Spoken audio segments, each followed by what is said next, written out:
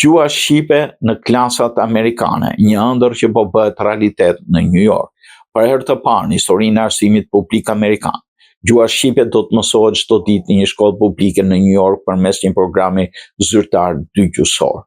Kjo nismë historike është rezultati i punës së palodhur të Drita Gjon Gecaj, zëvendës drejtori i shkollës në Departamentin e Arsimit të New Yorkut, antare e Këshillit Koordinues të Diasporës dhe themeluesi i organizatës Children's of Eagle.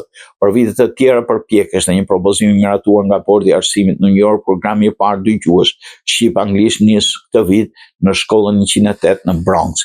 Sipas zonjës Gjon Gecaj, ruajtja e gjuhës shqipe në diasporë nuk është thjesht një akt kulturor në identitet të ardhmën e presave të rinj. Ky model dëgjues i quajtur dual language është përdorur me sukses si gjuhë si hispanishte, kinesishtja dhe frëngjishte dhe tani për të parë po aplikohet për gjuhën shqipe. Në këtë program mësimi zhvillohet në mënyrë të barabartë në anglisht dhe në shqip gjatë gjithë të vitit shkollor. Nxënësit mësojnë lëndët bazë në dyja gjuhët, jo thjesht shqipen si gjuhë e huaj, po si mjet mësimi. Kjo strukturë bën programin unik dhe efektiv për zhvillimin e aftësive dygjuesore që nga kopshti deri në klasën e 5 e mëtej. Reagimi nga prindërit shqiptar ka qenë jashtëzakonisht pozitiv për këtë nismë.